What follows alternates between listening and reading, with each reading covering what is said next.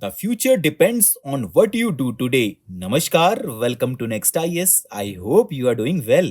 In this video, we will cover major headlines of the Hindu, Indian Express, and Press Information Bureau. So, without wasting any time, let's start today's discussion. Now, recently, Supreme Court ruled that ED cannot arrest an accused on money laundering charges after the special court has taken cognizance of the complaint. But if the ED wants custody of an accused, then it would have to apply to the special court. Talking about Section 19 of the Prevention of Money Laundering Act, it allows ED officers to arrest an individual on the basis of material in possession and reason to believe that the person is guilty. This article clarifies, does the Election Commission has the power to derecognize a political party for violation of the Model Code of Conduct? Because Election Commission has been issuing notices to individual leaders who have committed violations of Model Code of Conduct. Now let's know more about Election Commission power in this context. So friends, Section 29A of the Representation of People Act 1951 lays down the requirements for registration of a political party with Election Commission of India, and registered political parties enjoy the following legal benefits. For example, tax exemption from donations received under Section 13A of the Income Tax Act 1961. Next is common symbol for contesting general elections to the Lok Sabha or state assemblies, and 20-star campaigners during the election campaign. But Representation of People Act does not confer explicit power on the Election Commission of India to deregister any political party if it fails to contest elections, conduct inner party elections, or lodge requisite returns. And Supreme Court in Indian National Congress versus Institute of Social Welfare and ORS had held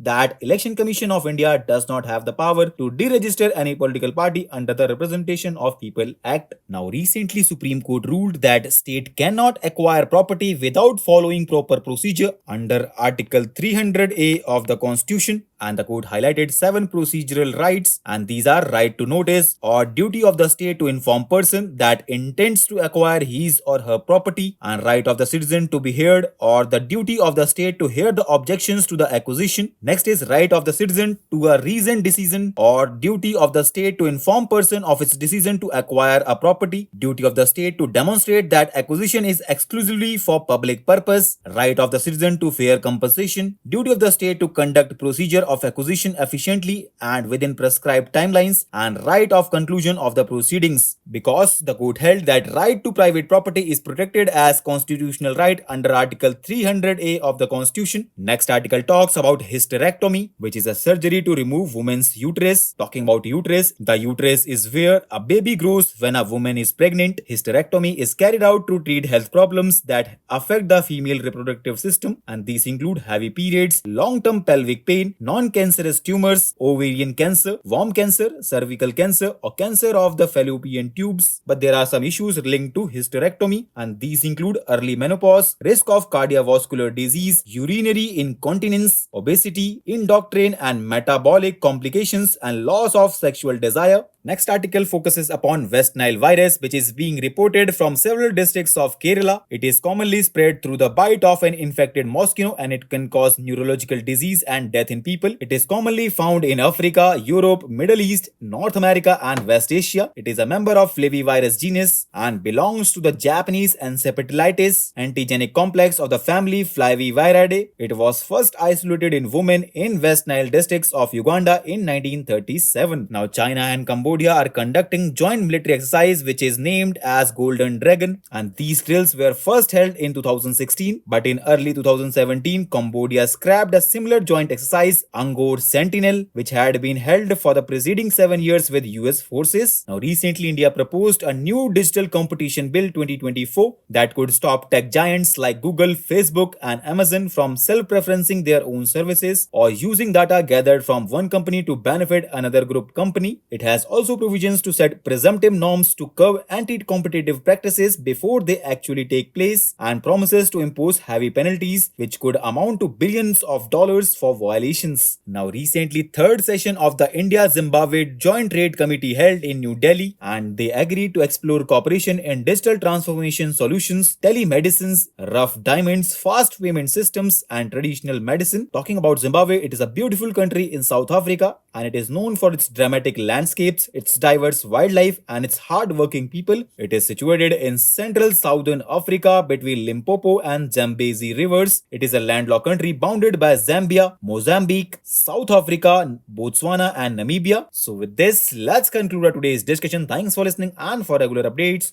you can follow us on various social media platforms.